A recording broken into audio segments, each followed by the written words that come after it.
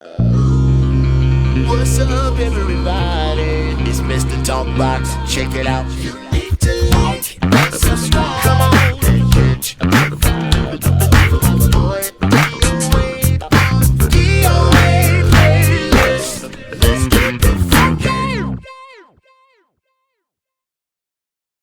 YouTube family and YouTube world, I am glad to be back. I hope everyone is well and blessed. Like I always say, before we get started, I gotta do this, Mayo.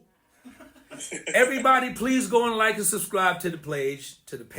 Please go and like and subscribe to the page. Please go and like and subscribe to the page. Please go and like and subscribe to the page. Please go and like, subscribe to the page, especially if you dig it. If you don't, please do it anyway. Because my dude, the producer, my boy Mayo, man, can you show your face one time? Because people don't believe that there's a Mayo. See, it's his fault. So he's my producer. He does all the Instagram stuff, not me. Okay, so he jams me up when I don't say that. So he said, you got to say it 5 times for the algorithms and the mechanisms and the this and the iserisms. So listen, man, I'm so glad you guys hanging out with me today, and I tell you why. Because, hold on, I'm not even gonna tell you why. I'm gonna show you guys why. Y'all are blessed and lucky and fortunate to be here today. Mayo, run that.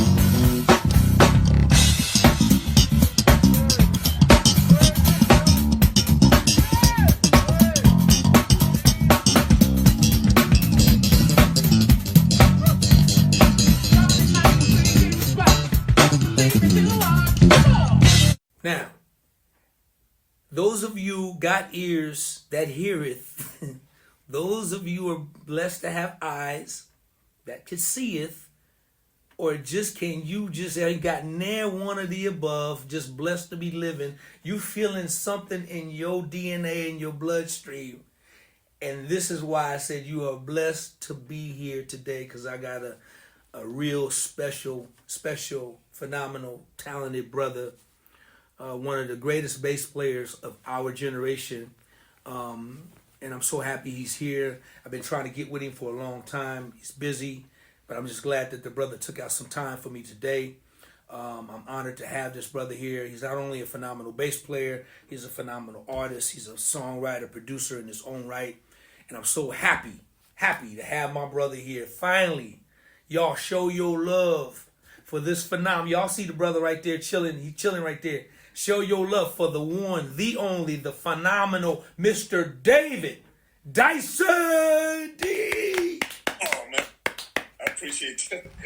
I appreciate that grand intro. I'm not worthy, man. It's an honor to be on your show, man. I've been like I said before, I had to say it. It's you. I'm a fan of yours first and foremost too. I first heard you through Chucky Booker, and I've been a fan ever since. Everything that kind of drug. I mean, Chucky Booker stuff is dope anyway, but you helped when you drove that joint. Everything in there, and it wouldn't have felt as good as it did if you weren't doing what you did, and you did it in your own way. So I just had to say it. Please don't. I'm a big fan of yours, man. I've been following you for a long time. Love what you do. D, listen to me, man. Although I appreciate it, bruh, like I said earlier, when you get your podcast or your thing and you want to interview me, I'll come on and you can say whatever you want to say about that. But right now, my dude, this ain't got nothing to do with me, man. You here today, man. So my platform, man, people on my platform could get to meet you, man. They can love on you, man. They can start following you. and they'll know why you're special, man. And after they see this conversation, man. So, dude, it's my honor that you're here with me, man, taking out time, brother. I really, really thank you, D. Thank you, brother. Thank you. D, let's get this thing going, man. So, first of all, D, it's cool because it's like from one D to another D, and we both play bass. Oh man, love it. So D, where you from, bro? Tell everybody where you from. I'm from the DMV. That stands for DC, Maryland, Virginia. But I started out in Northwest DC, grew up, and slowly matriculated through Maryland, Hodgeville, New Carrollton, Alvin, Bowie, Mitchellville area. But it's the DMV, the Washington, D.C. area. So that's what I call home. That's my speed, So D, do you still reside there to this day? Yes, I do. Okay, cool. So David, man, where did it start? Did it start on bass for you? Did it start on drums? Did it start on keys? Where did it start for you, bro? That's a good question. Well, my parents used to buy me those Toys R Us. All the instruments at Toys R Us, they're going to be broken in like a week. So I'd get them for Christmas. I get the guitar, and they give me the drum set, and I'd tear that up. I'd try to do the funkiest stuff I could on them and tear them up. But it wasn't until but you know what? I have to credit my first instrument as being the euphonium, the baritone. And that was because I wanted to play sax, but they, at the time, everybody rented saxes. And we didn't know, but you had to do that way in advance. So by the time school started, in order to play in the band in school, all the saxes were rented out at all the stores, So, and my parents were like, I'm not going to make that investment to buy a sax right now, So they took me into the music teacher of the school at the time. And the teacher said, they were pretty much, he loves music, so, how could he, take part? And the teacher was like, well, we have this in the closet, and it was the euphonium. Nobody's playing this. We need somebody to play this. So I said, I'll take the shot at it. And I ended up doing pretty well on it. That's where I started learning bass clef. And but I wanted something, I wanted something cooler. I wanted a cooler instrument. But I was playing. I went through even in high school. By the time I got to high school, I was playing bass though. And the catalyst for that was Louis Johnson. That first I was listening to Larry Graham and all that before, but in Graham Central Station, but it wasn't until that first Brothers Johnson album came out, Looking Out for Number One. And I used to just stare at the cover, but I just loved, nobody hit the bass like he did with stuff. He had a unique style, and he was killing. And so, that's when I started studying the cover. Okay, that's 4 strings and it's thicker, and that's the regular guitar. I never, I was just studying everything. And so that's how I started. But my first instrument was the euphonium, or baritone. And I even did join the Prince George's County, the orchestra, and got superior ratings on it and everything. But I gave it up. My music teacher was not happy because she followed me. She was like, nah, she wasn't happy that I switched over and just went straight to bass. But I was like, I gotta, I'm sorry. You gotta do what's in your heart, what you feel. So that's interesting, D. So all through high school, it wasn't about the bass. You didn't play bass in high school, jazz band or anything like that, or did you? I guess I skipped over it. It was that was age 12. When I asked my parents for a bass for Christmas, and they got me the bass set up and everything, the Mel Bay books to learn, for reading, and it was a Checkmate bass, and it was from like Best, store called Best. I remember Best. and Best, they had a catalog like this. They had everything. They had weights. They had everything you could think of. They even had instruments, and so that's where they got my first bass from. Wow. So 12 years old, you get this bass, And then what happens then, D? Because you know, I definitely hear, man. I hear a bunch of stuff in you as a player, man. Definitely, I get Louis Johnson. And I've heard you say that in a couple of interviews, man. I've heard the story before, and I know it's real. But when did you say, okay, I really want to get really good at this thing? Was it when you had the bass from Best, or did you stick to it, or did you put it down, or what was your story, man? Once you got it in your hands, did you ever let it go, or what happened with that? Never let it go. No, I kept the drive. It was by age 14 I wanted another bass because I felt I couldn't get the sounds of the other, because it was a beginner's bass. I couldn't. So my parents got me for my birthday, my 14th birthday. Then they got me a copy of a Fender Cortez bass from a place called Briggs Music, and I was heavy into, I remember at the time because I was learning Larry Graham's Pow at the time. Larry Graham, Pow, I got you with your guard down, that. And so I remember I was learning that at the time. But as far as, no, I never put it down. But I think there's, it was always different levels of me learning it. For instance, I had a little band in school. A little band while I was in junior high school. And I remember we did a gig. My first gig was at some rec center out in Palmer Park, Maryland. And, my first bass solo live, I memorized. But when I got on the gig, I couldn't remember. It came to a point, I remember the first maybe couple bars, and then I couldn't remember. And I was like, oh, shoot.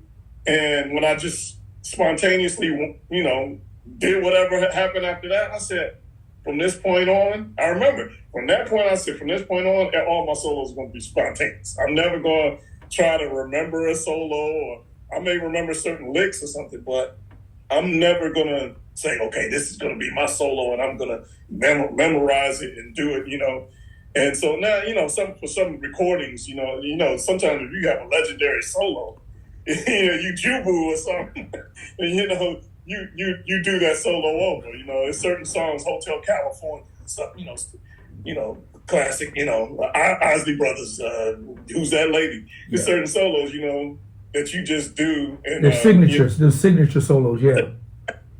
So, but that was the point when I said, I'm going to start, I'm just going to spontaneously play because it went well for me. So then the next level was hearing Stanley Clarke. And how I heard Stanley Clarke was one of the guys in my band, the drummer of my band. He said, dude, I got, I don't know if he got the records from his uncle or whatever. He said, and I had the Gratitude, Earth, Wind & Fire, the double set, live set. He said, dude, I'll trade you the live side with the one with the side with Shining Star. I'll trade you that for 2 records. I got a Earl Clue. It's got Louis Johnson on it. When I saw Louis Johnson, I said, oh. And it was Dance With Me. I think that's the record. And then the other one was Stanley Clarke, just the Brown album. It just was titled Stanley Clarke. And I was like, I don't know who Stanley Clarke is, but he's a bass player. Let me check it out. Man, my mind was blown. I said, wait, that can't be a bass. That was my first. And I said, nah, that's a guitar, right? That's not a bass, And I said, no, it's a bass. So I could not wait.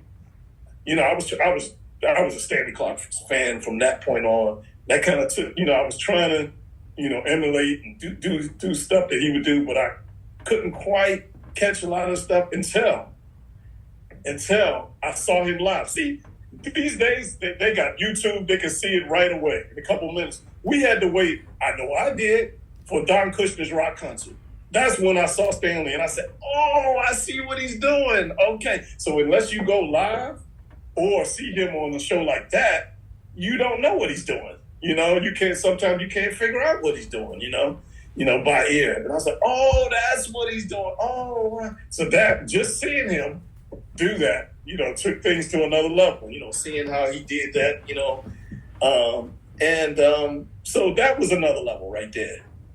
But no, bass players like you continually inspire me. Everybody has something different. Everybody has something, that you can learn from. And that's the way I look at it. So if I like it, I'm like, oh shoot, let me check out what he's doing, you know, and I check out your whole spectrum, you know. Man, that's good stuff, man. You brother, you right dead. You smack dead on it, man. You're killing this. Your Stanley Clarke story remind me of my Stanley Clarke story. And I tried to get into Stanley, man. I was Stanley fanatic, and I tried to take the records and slow it down, you know, and to try to figure it out. Then eventually I figured it out. Me and Stanley will never have nothing ever in common. So man, so then my love got stronger for Verdine White, man, because Verdine White was a groover, and Graham, you know. But listen, that I don't do you. Your story is phenomenal, man, and I don't want to get beside it, man. So when you say Louis Johnson influenced you, right? Because I think Louis, first of all, did you ever buy a Music Man bass? That's the first question. Of course, let me tell you about my Music Man story. Because of Louis, that's all I wanted was a Music Man bass, but I couldn't afford one at the time. Even going to college, you know, I went to college with the bass I went to college with. My parents bought me was a Hondo 2 Professional, and I don't know one other bass player that had a Hondo 2 Professional. When I looked at the thing, but because it said professional, I just thought I had something, right? Bass players up there like Dyson, you can play, but you need to get a real bass. I'm like, whoa, what? It says professional? What's the problem? But I didn't have a sound on that thing at all. Yeah, so it wasn't until I was just telling my best friend today, I bought a bass that was $80 from somebody, a used Ibanez jazz bass. And it's like 78 or 79 was the year of the bass. And some other bass player gave me a G&L pickup. So I wanted to have that put in.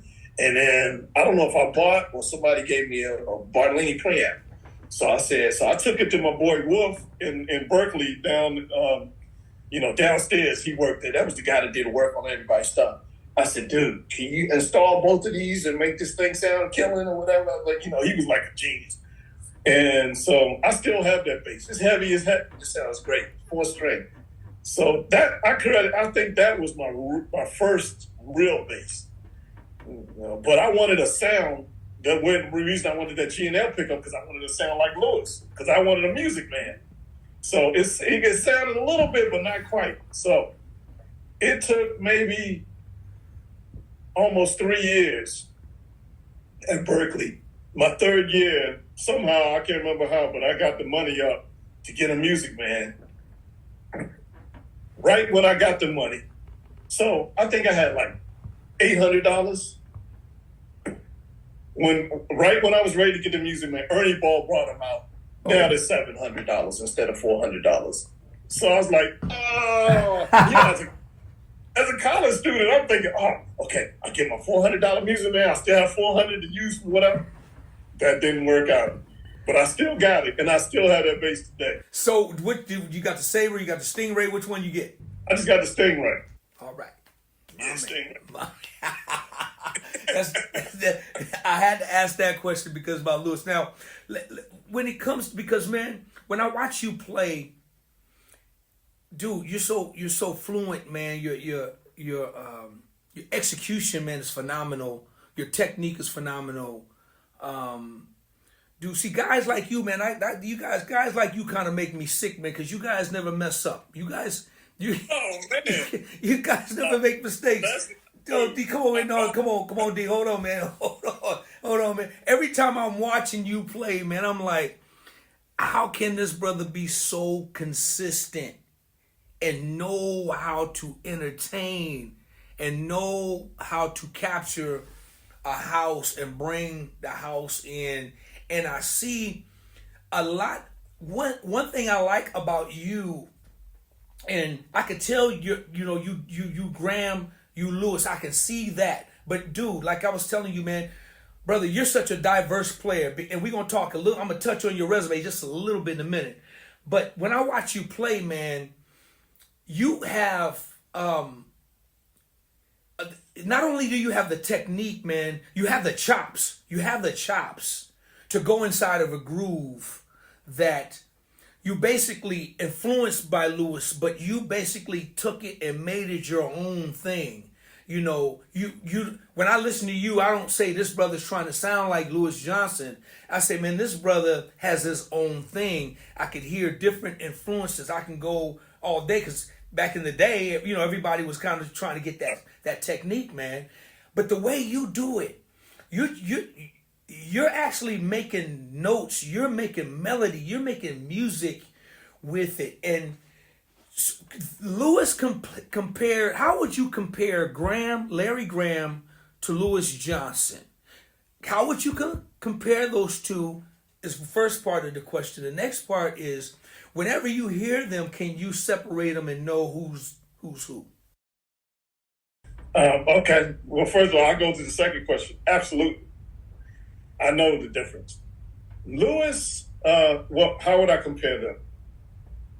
Lewis, he's a showman. He was a showman, and he was heavy in his style. He was a master of his style. Graham is an all-around showman and master of the style. Lewis, his uniqueness was, okay, a lot of times I should have had my bass ready and stuff, but a lot of times somebody will, thumb and pluck. That's our old school thing. We always say thumb and pluck. Then they started saying slap. But anyway, thumb and pluck. But Lewis will thumb, and get meat out of those thinner strings. And I noticed that nobody was doing that at the time. And still, really to this day, you don't see a lot of cats. You may see them. They may thumb on the lighter string, but they don't get the meat out of it like Lewis does. He gets that. That's how he has his sound out of that. Like he could do a whole all thumb instead of adding the plucks in there, and get meat out of it. And that's a whole technique. That's a whole style. I remember at Berkeley, one of my teachers, he was asking me about that. I was using style, and he was asking me. I'm like, my parents are paying me to learn from you, but that technique, he wanted to know, and I said, that's Louis. I told him that's Louis Johnson. That's the difference. Instead of plucking, and you can't with funk. It's not like jazz. You can't throw a funk chart in front of somebody. That's just so you know the changes and so you know how the bass line goes. But it's the feeling that you put to it that matters. And that feeling is not in the chart. There's no way to dictate to notate that. And I think that's what I had a kind of, not a fight, but just an argument with one of my teachers. I was like, Slim, I grew up on this stuff. Why are you giving me this chart? I'll play this without even looking at it. I know the music. I said, I know how this is supposed to go. I can read it. And I'm like, okay, let me put that away. I know how it's supposed to go. But on the chart, and so that's all a chart is. It's just a guide. But, and just like with Straight Ahead, if you send somebody a chart with the walking bass line, it's like, come on, man, are you serious? That's your interpretation. You just give me the chords, you know what I mean? But again, that's the difference. Lewis, that is his forte. That the solo with his thumb, and we'll get together one time so we can represent that. But, we'll get together. Then you can teach me how that go. You can teach me what you do. But no, man, listen. But you know what? You're right, and that really explains it really, really good, right? You're right. And then tone wise, there's two different tones. There's tone wise, and man, you're a real bass player, man. When I hear cats say stuff like meat, when you talk about the meat, this brother said the meat. That's a real bass player, y'all. He know what he's talking about. That's so, hey man, and you're right, man. Graham was like, and you know what was crazy?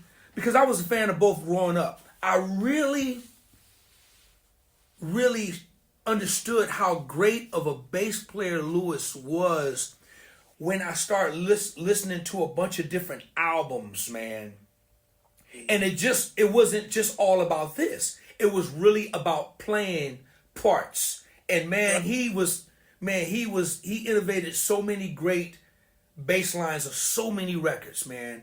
So man, I miss him. And then you're right. He had a show, man. He was flashy. He had the speed. That's why they call him Thunder Thumb. And Graham, oh my gosh, Graham had a hump that was just out of this world. That just not too many people can hump like Graham. It's two different cats. And but now let's talk about you. When I watch you play, when it's time for your solo, and I want you to talk a little bit about soloing, okay? Because when people say do a solo, 9 times out of 10, they start from point A, and before they can get to, they all the way from A to Z immediately, then they coming back, then they, brother. And that's cool. If that's what they do, that's what they do, right? But when I watch you solo, man, and you come out, and y'all just go on YouTube and Google this, brother, and you'll see what I'm talking about. Dude, your solos are grooves. And then you have a conversation with inside the groove. It's crazy, D. I'm like, this dude is soloing and he's just killing it. But then he's having a conversation on the bass with the groove. So he's soloing, then he's singing another part. And that actually is going to be the solo stuff, because you locking them into this. Because everything you do make people, they got the steak face, man. It's just to be the PA be Putin, and people be smelling like, no, it's that funk coming out those speakers. So what's your thought process behind soloing? Because man, every artist calls you out. They give you the keys to their stage, bruh, and they say, here you go, man, have at it, which lets me know, man, how highly respected you are, how amazing you are for an artist to let you get on their stage or their car and drive it for whether it's 2 minutes, 5 minutes, 50 seconds, whatever, bruh, it's your world. What is your process and your mindset when it comes to soloing, man? No, thank you for your kind words. Way too kind, man. It's real, bruh. It's real talk, man. Facts. Still, I mean, like I said, I haven't turned back as far as being the spontaneity on every solo, but I do recognize the different types of solos. But I love a groove solo. That groove solo. There's the solo where I want the keyboards to just lay some pads while you're doing something melodic. You're in the skies now. But then there's the solo where everybody's playing, but you're still up there and you're gonna ride over like a horn player or whatever would. But then there's the groove solo. Just like, Willie Weeks or whatever, and I love that. And that you just, in developing that. And then there's, so it's funny when somebody asks you to do a solo, it's like you have to really figure out what makes sense here. Because like, if you're doing a jazz song and then all of a sudden you say solo and you start pulling out the thumb, it's like, nah, you got to do what's appropriate for that. You know what I mean? So I'm real conscious of that. Doing what's right for the music and not for my, my ego or anything like that. And so, I realized that the thing you're talking about, I call it mute picking, because I first started out just muting, the palm muting, which I checked out from Marcus Miller. I love the way he would use it, for just it could be the total vibe of the song, or just, for a breakdown, breaking it down for the solo or breaking it down for the verse. So I would use it for, because you could be playing the same groove and then go into the palm muting and it breaks it down automatically. So I would use it for dynamics a lot at first. Right. And then I started trying to use my thumb to play lines and do a solo. And I was wearing my thumb muscle out. And I said, all right, let me try to, combine the other fingers in. And so I slowly started doing that, just adding lines. And it reminded me of what I like that. I had a roommate in college. I know I'm jumping all over the place. There's a roommate in college who was a drummer. He's still a drummer, Gene Jackson. He's a killer drummer. He's living over in Japan now, but he played with, what's the guitar player that was on the Tonight Show? He played with Rob Eubanks. Rob Eubanks, yeah. Kevin Eubanks, yeah. Kevin Eubanks. He played with Dave Holland. He played with Herbie Hancock. I mean, he played with it. And we were roommates. So when we would come home from a gig, maybe I come home, we'd sit up there and play chess or whatever. Sometimes he just want to hold my bass. And he couldn't play. But it was his conviction on what he wished he could play that got me. And so it wasn't even plugged up. He'd just sit there, and I liked the rhythms he was playing. He was like, he would just, I know what he was hearing. I could almost hear what he was hearing in his head, rhythmically, because that's what he was like, and, he was using all his fingers. And I'm sure the notes were all over the place, but I like whatever. I said, do that again, man. Go ahead, hold the bass. Let me see you. So I used to love to see him do that, and and I was like, I'm gonna develop something like that. I really like where that's going. So then I said, well, let me try to do what I used to love and see Gene Jackson do, and so I started doing that, and so I started practicing like just doing Latin stuff. Matter of fact, there's a video on this past Smooth Jazz Cruise where we were all in sound check, me, Marcus, Spiller, and Peter White, and I was asking him questions, he was asking me questions, and I just started doing Blue Bossa. That's one of the first things I started shedding on using that technique. And then it turned out taking over the whole sound check from beginning to end. Everybody joined in. Everybody, when it came out, it was just me and Mark, we had a ball. Well, you know what? I tell you what, Mayo, can we get that video? Let's do it. Let's do it. Let's run that video. While you talking about it, let's be about it. We'll be right back. Y'all check this out.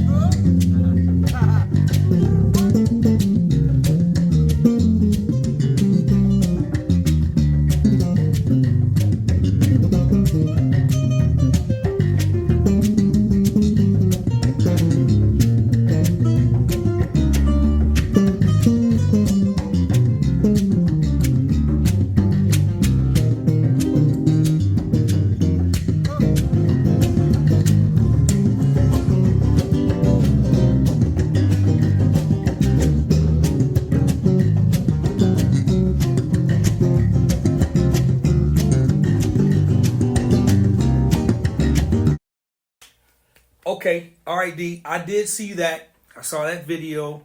But just you started talking about it. Now everybody has seen it. Go on and finish it up, bro. All right. So I was just saying that was my first style in using a Latin, kind of Latin vibe with it. But I realized I could do everything with that funk. Wow. I did a jazz gig. This was kind of like a turning point. I was doing a jazz gig, and it was no drummer. It was just me, guitarist, and the keyboardist.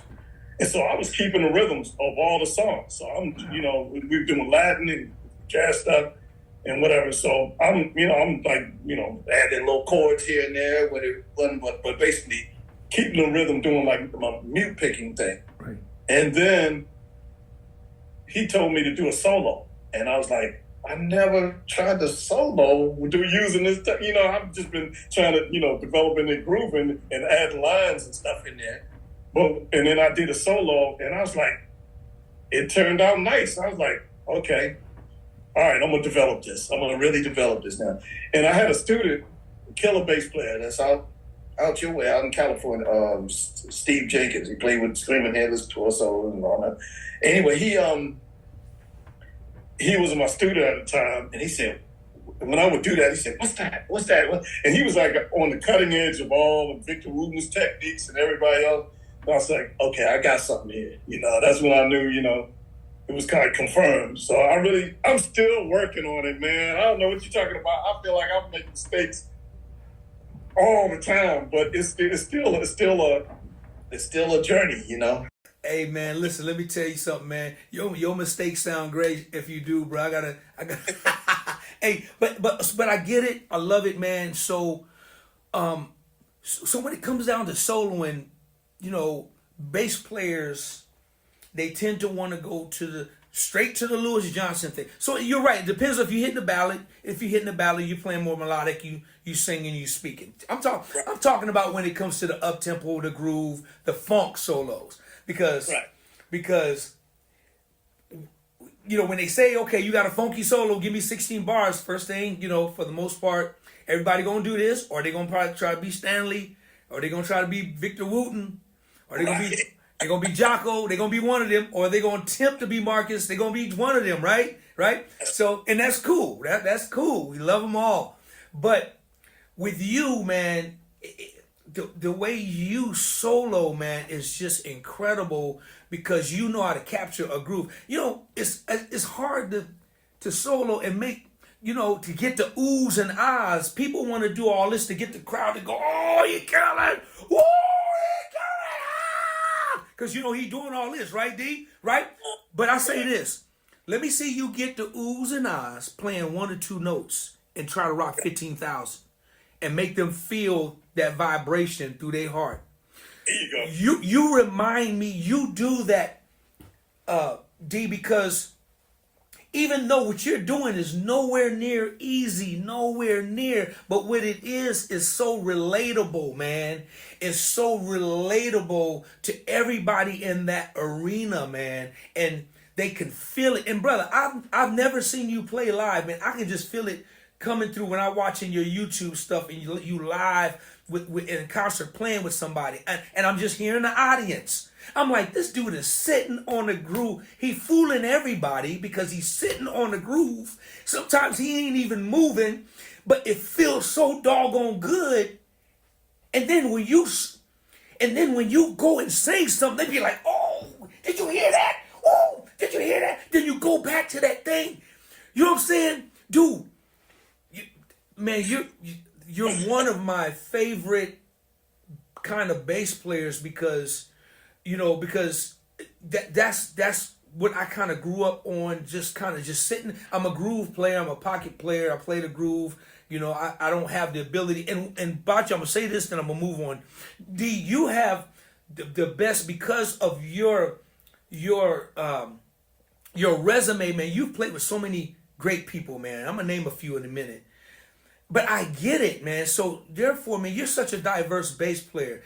You got that old school thing down because that's the way you were raised. But then you got this whole modern music thing bass, because it's a whole different world of bass playing now, man. You got some of these young dudes that's 10, 15, 13, and 12 and 16, and they're just killing it, man. They're they're just making it a whole different world right now. Bruh, you can live in the whole thing, man. And that's what I love about your bass style and the way you play. From all styles, from funk, R&B, Latin, jazz, fusion, all of that, man. You're able to do that, man. I admire cats like that, man. Dude, this is real facts I'm giving you, man. I'm a real person. I keep it a buck, man. And this is why I'm glad you're here, because I've been wanting to tell you this, man, ever since I've seen you and kind of met you before we met. I was like, man, if I ever get a chance to tell that brother, talk to him, I'm going to let him know how much I appreciate his style, his playing, And when I watch you play in an arena, everybody in the arena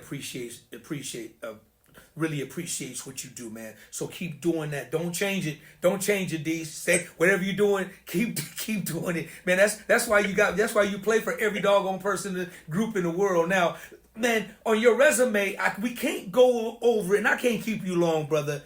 I can't keep you long. I'm just excited to have you here. But on your resume and your discography, man, dude, it's a long list from Michael Franks, man, to Pieces of a Dream, to Walt Beasley, to Gerald Albright. I mean, it goes on and on and on. To Bob James, to so many artists, man, that just mind blowing. I'd advise everybody who's listening to this to please go.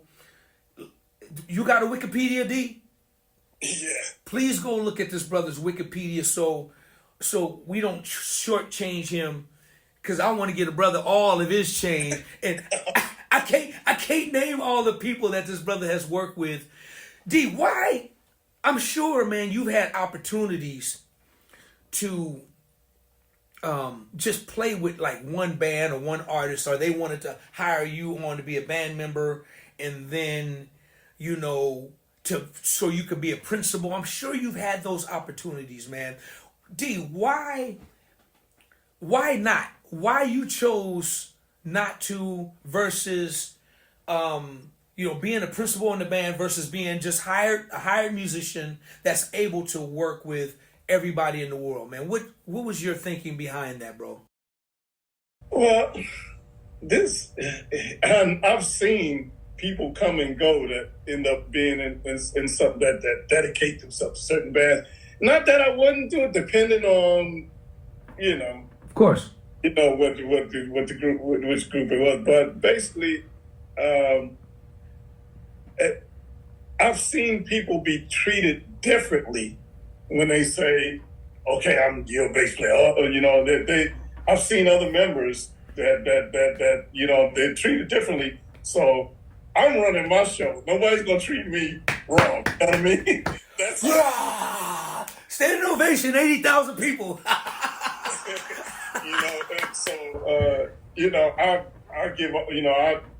I'm very respectful and all that, but I demand respect. You know what I mean? So I demand to be treated. And so that's been pretty much it. Even like, I'm kind of like that a little bit now with the whole endorsement thing. I'm like, man, I don't even care. I mean, to be honest, I'm being right, because I just, I get what I need, but of course, I love my show bases. I'm not gonna say they're my favorite bases. Now you have a signature line, correct? Yeah, both the ones I play, my signature line. I have my number one, the very first one, and I have the number 8. And then I got the custom fretless. It's just killer. Right on, man. Right on. Before we get off of that, but D, man, much respect to that answer, bro. Much respect. And like you say, it's not to. Now look, I'm sure if like Daryl Jones, if the Rolling Stones call you up, I'm sure you would never walk away from that. No way. That's good money. Good, easy money. I'm not saying that Daryl Jones' job is easy, because he's a monster. Oh, monster. But man, much respect to that answer. I can totally relate to that right there, and I respect you for that. Before we get away from that, though, you got to tell me real quick while we talk about artists, and we're almost done, man. I know I've been I used way too long, but listen, you got to tell me the story about the New Kids on the Block. How did you get that gig, and how old were you? That's funny. That was another day that I didn't feel like going to the audition. I don't know where I just came from, but it was a cold, slushy day. I remember that. Okay, where were you? Where were you at? In Boston. And I had just graduated. Yeah, I just graduated. And I can't remember where. I think I had just come off of a gig. And then I got a call from the first musical director, and he said, "Hey man, come down to Roxbury. Come to Maurice Starr's studio. And I was like, man, I was kind of giving him pushback. I'm like, man, I just got in from the gate. He said, man, just get a cab. I don't care. Just come on down there. I'll pay for it. I said, all right. So I came down there and went to Maurice Starr's studio, and it seemed like he had a bunch of people in the studio. I'm the type, when it comes to studio, only people that need to be here need to be here. You know what I mean? I like to focus. I remember being in the studio before, and another bass player, it was cool, we cool and all, but somehow the producer told him I was going to be there. So he came, and instead of sitting somewhere else, he sat in the chair right in front of me while I'm doing my stuff. I'm like, come on, man. I mean, at least sit in another room. So I'm like that, though. It's like I don't, unless we're sharing stuff, but I'm focusing on doing what's best for the track at that time. So anyway, I'm in the studio. He had a bunch of people hanging out, and I pulled my bass out, and so Maurice Starr says, I don't know, play Please Don't Go Girl. And I looked at one of the guys that was here. Maurice is right here at the board, sitting at the board. I'm sitting there, and there's another person here sitting on the side. I said, what the heck is Please Don't Go Girl? I had never listened to any of the New Kids stuff, nothing. So I went in totally blind. I didn't know nothing about them. Hadn't even heard of the group. And so the guy said, that's the hit that's out now. It's called Please Don't Go Girl by New Kids. I was like, oh, shoot. So at that time, I'm thinking, I blew it. And Maurice was real cool, though. He said, no sweat. Just, he said, okay, well, just run off some OJs, some stylistics, Delphonics, some old school stuff. I was like, oh, I can do that. That's right at home, So when I did that, he's like, cool. Put my bass away. He gave me a ride back to my apartment, and he played me a cassette tape. It was a cassette tape at the time he had in his car. Cassette tape of promoting the New Kids and what they were going to be doing. He said, man, I put $200,000 of my own money into them, $100,000 or $200,000. And he said, they're going to be the next big thing since the Beatles. And I was like, okay, because I didn't know this guy from nothing, But I got a lot of respect for him because he did a lot of what he said he was going to do. So I ended up getting a call. I can't remember how long it took, but I got the call. And they said, yeah, they want me to do the world tour and start off with the East Coast and West Coast, Okay, but hold on, D. I got to interrupt you. Not only did you get the call, y'all check this out. David Dyson!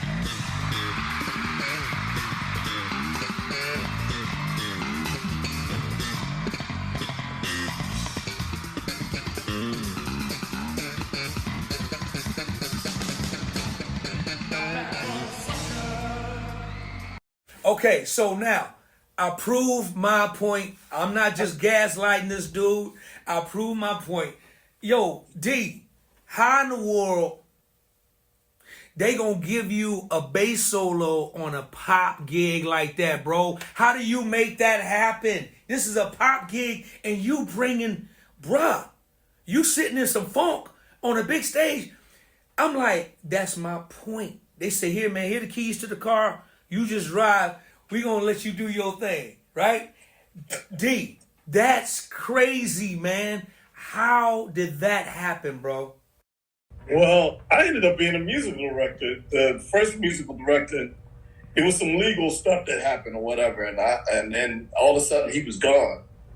And I was pretty much giving the cues to the band anyway, because that guy was legally blind.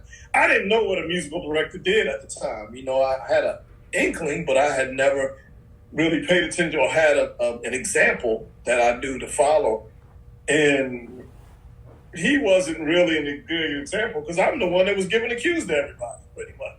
But I was like, okay, I guess I'm doing what a musical director does. But then after they got rid of him, and the manager said, all right, well, you're the musical director now. Then I was like, okay. And I'm one of the people that I don't, like to overstep my bounds. I don't overstep my bounds. I don't like, okay, he's giving me cues, so now I'm going to take advantage of this and I'm going to take over. That's not me. I don't act like I know everything because I know I don't. Boom. So then when they gave me the reins, I was like, oh, cool. Let me see if I can put some P-Funk in the vibe now, you know? So that's where I was going with it. I was like, let me put some vibe into the music now, you know, and I arranged it Christmas medley and stuff like that. I remember I had to revise that because he said, I remember Jordan, he said, it's too Berkeley. I guess it was a little too hip for him. So I said, all right, let me water it down a little bit. Let me water it down. Is that good? All right, let's go. Let's do it. But I was thankful if they liked it, it went, you know. So well, cool. With the way I see it is like this. Even though you was MD, like you said, they came back and they were still calling all the shots. So even if you MD and brought a solo, hey, bro, they still had to prove it, bro. You soloing and a big on New Kids, bro. You putting some funk. I was said, okay, this dude. let me let it go. But you look. So everybody know I'm not just gassing this dude. This dude is doing a solo with New Kids on the Block and it's funky. I'm like, how'd that happen? So okay, and you killing it, man, killing it, bruh. Anyway, man, we got to move on, man. Cause I told you I wasn't gonna keep you long, man. But listen, so D, let's talk about some of the things you're doing now. What are you doing these days, man? I know you're still busy playing with several different people, man. So what are you doing like right now at this media time? Production-wise, songwriting, I'm trying to be like you, man. Have a zillion gold, silver record, gold and platinum records all up on the walls and stuff. See, D, that's no fair, man. Just about you, man. Come on, D. Come on. During the pandemic, that's something I've always wanted. And to be honest, D, I enjoy writing more than I do playing. I enjoy the production part of it. I enjoy it's even more rewarding for me. So during the pandemic, I said instead of sitting down and being sad and being depressed about all the gigs that got lost for a whole just got wiped out. Yeah. Work on your future. Work on stuff you've been wanting to work on. And that's what I continue to do. So, and through that, I ended up landing a song on Mace's record, produced, wrote, and then landed something on Najee's record. Wrote something for Jeanette Harris, for the trumpet player. What's his name? Willie Bradley. I mean, it went on and on. So I was like getting excited. I was like, wow, it's funny. Once somebody asks you, you're being a sound check and an artist plays, so what are you doing now? Like, well, funny you should ask. I just wrote something on such and such. And then when they ask you that, it never fails. They always say, well, you didn't try to write anything for me. So, so I realized that you can't just come through the front door. You got to go through the back door with my, what I mean? So I'm still learning that. D, that's a standing ovation, man. Bruh, you just basically talked about a part of my testimony of reason why I just decided to come off the road altogether. Because sometimes, we talked about the levels, and for me, it was about, levels, not just kind of wanting to have something of my own that nobody could take away from me.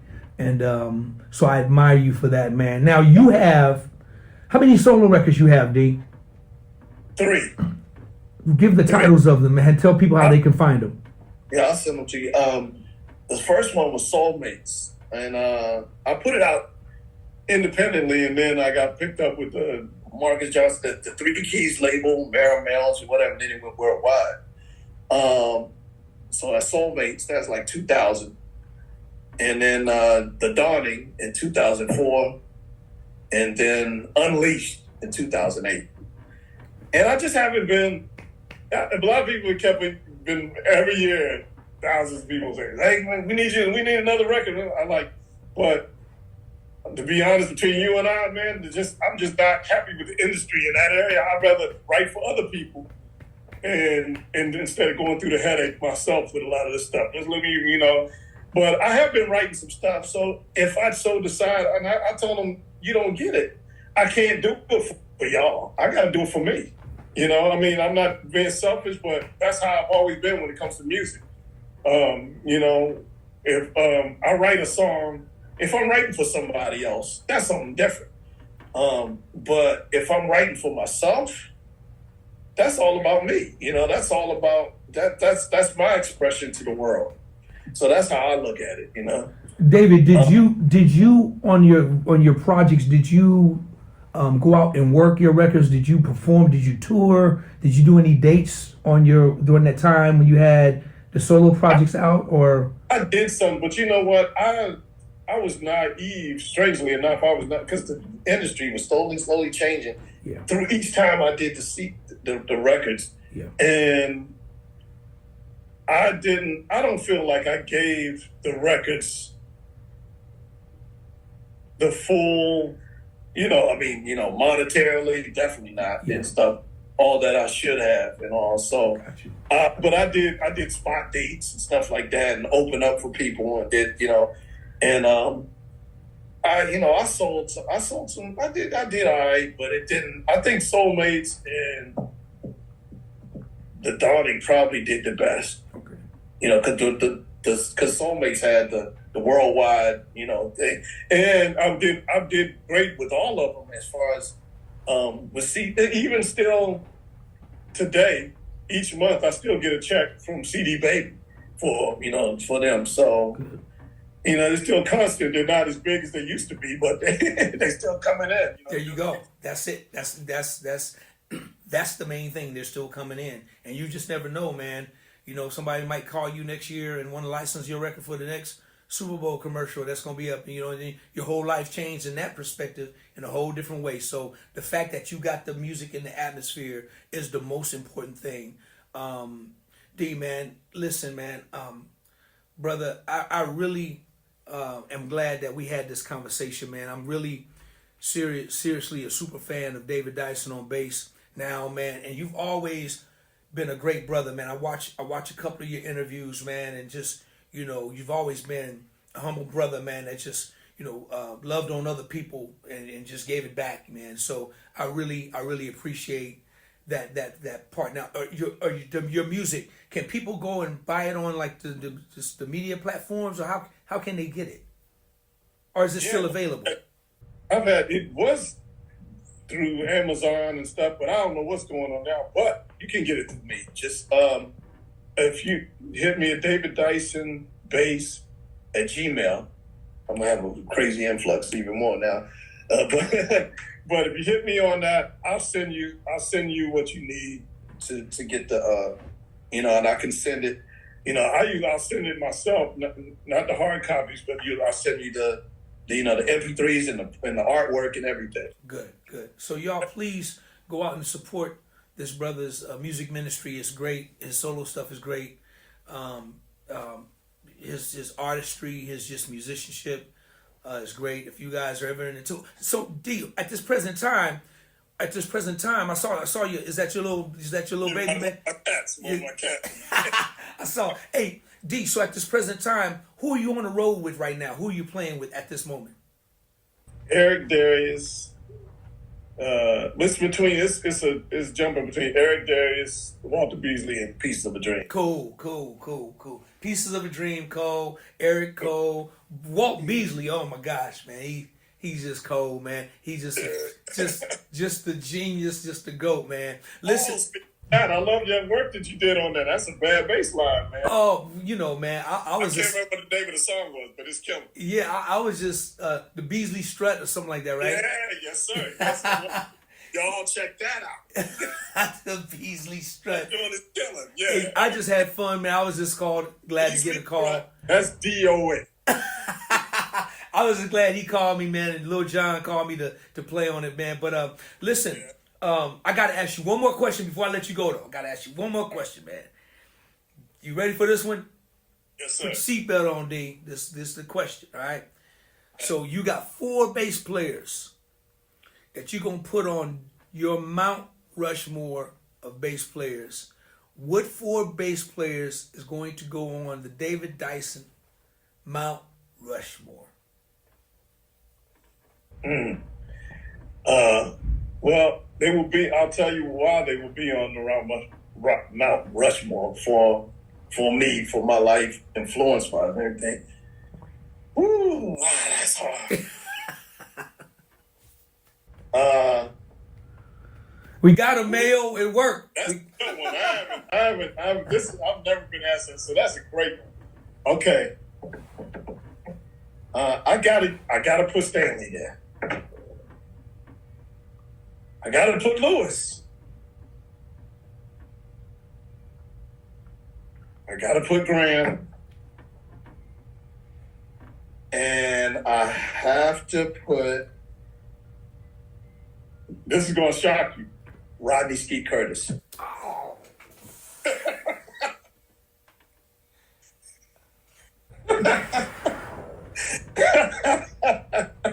Hey, man, Rodney is one of the greasiest bass players that ever walked the planet. I get it. I ain't mad at you, bruh. He got grease. He got grease, man. Hey, man. But I get why, you know, Stanley, Lewis, and Graham. I get it. I see, you know, I get it. And then I get Skeet. Yeah, I really want 5. Go ahead.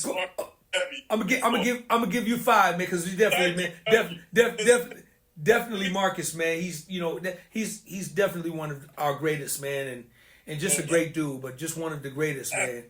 I totally get it. But listen, I always get to make my pick, bro. I get a pick to put my pick. So you picked the 5th. So I usually can't. Usually my thumb is usually the 5th, but I can't do it because he picked 5. So we'll start. We just pinky. Here's a pinky, right? So we gonna put 6 on this Mount Rushmore, and man, I get my pick, man. So I'm gonna pick this brother. I don't know if you know him, but this brother's bad, man. David Dyson is gonna be my pick. I'm gonna put him. Hey, no, bro, don't even try it. I'm gonna put David Dyson right there with them other ones because I tell you what, man, bruh, you right there are in our generation, bruh. You one of the greatest, man. Right now, man, and I really, really mean that, bruh, wholeheartedly, man. You are definitely one of the greatest, man. I advise anybody. You know, I'm thankful for the platform, D, because you know a lot of the new millennials get a chance to check it out, and you know, and since I kind of been on, I never been on social media, but since I've been on, you know, meeting some of the younger generation, you know, they know about some of the older brothers that's in the game. Never got a chance to put the face with the names and vice versa. So I love it, man, because now they get a chance to see you, man. And if they ain't never seen you before, I advise all you guys to go out and check this brother out. He's really a monster at what he does, and he deserves to be recognized as that.